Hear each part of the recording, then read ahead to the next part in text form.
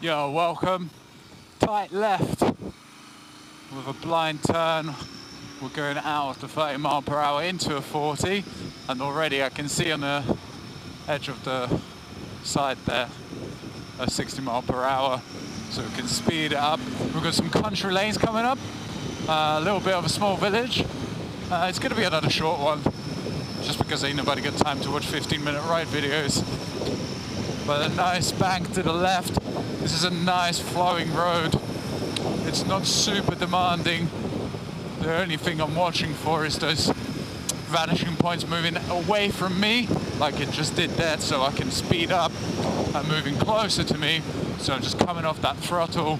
Once it opens up, I can see what's going on. So those hedges don't make it any easier to ride these because you can't really see through the road. You have to really be thinking about those vanishing points and what's going on, keeping in your lane. And as we go through, we're going to be approaching the little village.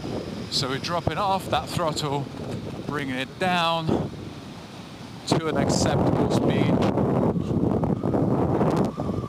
And as we go through, we're just watching out for things. It is a Sunday, so I am letting my guard down a little bit. I'm assuming everyone's in, just having their fucking dinner or whatever. But you never know. So I'm still looking around on the sides, seeing if any dog walkers are around, maybe any children. I don't want anyone just running out without looking first.